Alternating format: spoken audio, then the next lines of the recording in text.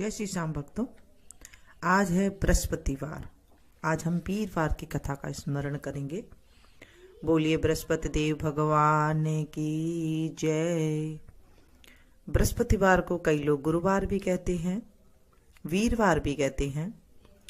वीरवार के दिन हमें हो सके तो कपड़े नहीं धोने चाहिए, बाल नहीं धोने चाहिए। औरतों को जो बाल है वो वीरवार को कदापि नहीं धोने चाहिए।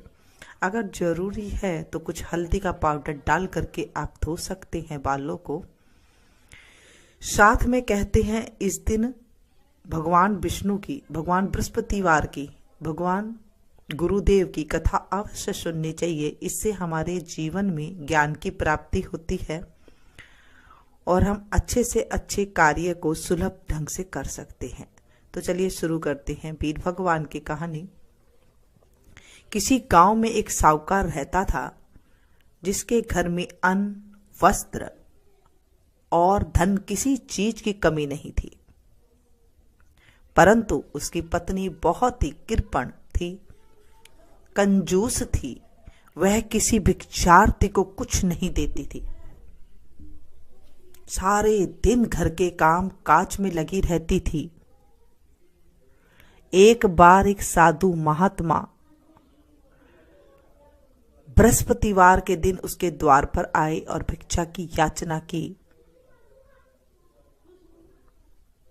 वह उस समय घर के आंगन को लीप रही थी। इसी कारण साधु महात्मा से कहने लगी, महाराज, इस समय तो मैं घर को लीप रही हूं, आपको कुछ नहीं दे सकती, फिर किसी समय आ जाना। साधु महात्मा खाली हाथ चले गए। कुछ दिन के बाद वही साधु महात्मा फिर आए और उसी तरह भिक्षा मांगी। साहूकारी उस समय अपने बेटे को खिला रही थी। वह कहने लगी, महाराज, मैं क्या करूं, मेरे पास समय ही नहीं है, इसलिए आपको मैं भिक्षा नहीं दे सकती। तीसरी बार साधु महात्मा आए तो उसने उन्हें फिर उसी तरह ही टालना चाहा, परंतु साधु महात्मा कहने लगी, यदि तुमको बिल्कुल ही अवकाश हो जाए तो तुम मुझको भिक्षा दोगी? साहूकार ने कहने लगी, हाँ महाराज, यदि ऐसा हो जाए तो आपकी बड़ी कृपा होगी। साधु महात्मा कहने लगे, अच्छा, एक उपाय बताता हूँ। तुम बृहस्पतिवार के दिन चढ़ने पर उठो और सारे घर के झाड़ू लगाकर कूड़ा एक कोने में जमा करके रख दो। ये हमारे बड़े बुजुर्ग कहते हैं कि ये घर का वास्तु दोष के नाम से भी जाना जाता है कि अगर हम घर के कूड़ा करकट को झाड़ू काट करके एक कोने में अगर इकट्ठा कर देते हैं, ये बिल्कुल भी नहीं करना चाहिए। घर के अंदर इन चीजों से घर के अंदर नेगेटिविटी आती है और घर के अंदर दलिद्दर आने लग जाता है। इसीलिए बड़े बुजुर्ग हमारे कूड़े को हाथों हाथ उठा करके डस्टबिन में डालने के लिए कहा करते थे। घर में सारा कूड़ा अच्छे से निकाल करके, कूड़े को भी अच्छे से झाड़ करके उसे डस्टबिन में डाल करके ही रखना चाहिए। ऐसे नहीं कि आपने कोने में जमा करके रख दे। घर में चौका इत्यादि मत लगाओ। घर के अंदर रसोई में साफ सफाई मत करो। फिर स्नान आदि करके घर वालों से कह दो कि उस दिन सब हजामत अवश्य बनाओ।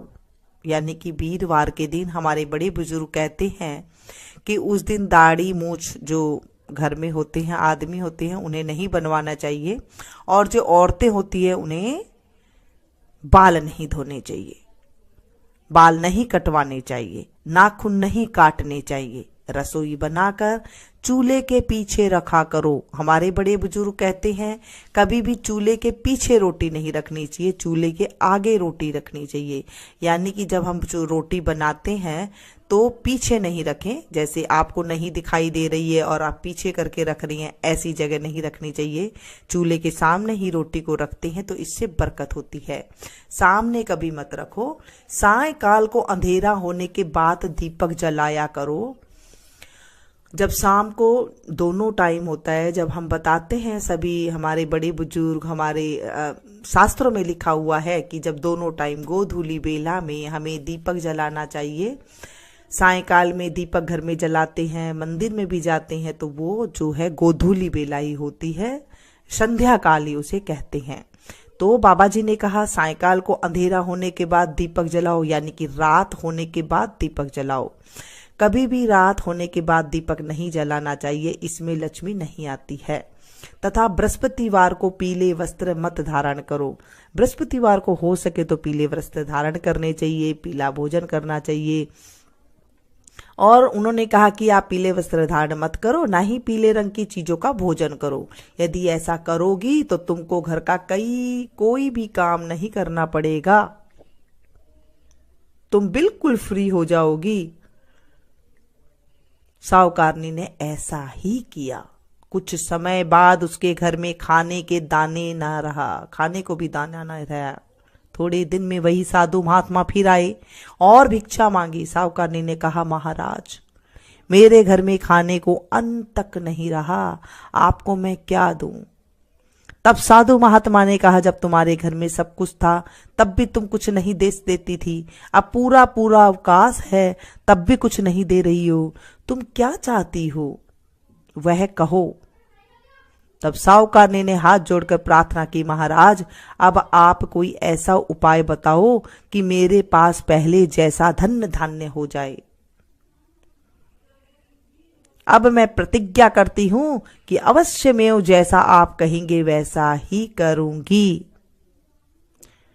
तब साधु महात्मा ने कहा बृहस्पतिवार को प्रातःकाल उठकर स्नान आदि से निवृत्त होकर घर की गौ के गोबर से लीपो घर को, तथा घर के पुरुषों को हजामत न बनवाएं। इसी तरह कहना भूखों को अन्न जल देती रहा करो। ठीक सायकाल को दीपक जलाओ। यदि ऐसा नहीं करोगी तो तुम्हारी सारी मनोकामनाएं भगवान बृहस्पति जी की कृपा से पूर्ण होगी। ऐसा सभी को करना चाहिए। सुबह उठ करके बृहस्पतिवार को कूड़ा करकट को इकट्ठा करके उसे डाल दें। उसके बाद घर के चौके को साफ करें, रसोई को आप साफ करें, क्योंकि अब तो किचन बोलते हैं, पहले रसोई घर बोला करते थे, उसे एकदम साफ करें। घर में वीरवार के दिन, बृहस्पतिवार के दिन बड़े जो घर में पुरुष हैं उन्हें मना करे कि बाल ना कटवाए, हजामत ना करवाए, दाढ़ी मूछे ना बनवाए, नाखून ना कटवाएं। और जो घर की स्त्री है वो बाल ना धोएं। और जब धोना के अगर जरूरी हो, कई बार व्रत वगैरह हो तो उसमें धोने में कोई दिक्कत नहीं होती है, लेकिन रेगुलर वो काम नहीं करना चाहिए। साहुकारनी ने ऐसा ही किया और उसके घर में धन्य धान्य वैसा ही हो गया जैसा कि पहले था। हे बृहस्पति देव भगवान, जैसे साहुकारनी को आपने पहले करा वैसे मत करना किसी के साथ भी, जैसे आपने बाद में उसकी सुनी वैसे सभी के साथ करना। इस कहानी को जब आप सुने तो चुप रहना चाहिए, बीच में नहीं बोलना चाहिए, कथा को बीच में छोड़ के नहीं जाना चाहिए। बोलिए बृहस्पति देव भगवान की जय, विष्णु भगवान की जय। शांताकारं भुजगशयनं पद्मनाभं सुरेशं, विश्वाधारं गगनसदृशं मेघवर्णं शुभांगं, लक्ष्मीकान्तं कमलनयनं योगविद्यारनगम्यं, वन्दे विष्णुभवभयहरं सर्वलोकैकनाथं। मंगलम भगवान विष्णु मंगलम गरुड़ध्वज मंगलम पुंडरीकाक्ष मंगलाय तनोहरि। सर्वमंगले मंगले शिवे सर्वार्थ साधिके शरण्य त्र्यंबके गौरी नारायणी नमोस्तुते। जय जय आरती राम तुम्हारी, राम दयालु भक्त हितकारी, जनहित प्रगट हरि व्रत धारी, जन प्रहलाद प्रतिज्ञा पारी। द्रुपद सुता को चीरी बढ़ायो, गज के काज पया दे धायो। 10 सिर छेदी 20 भुज तोरे, 33 कोटि देव बंदी छोरे।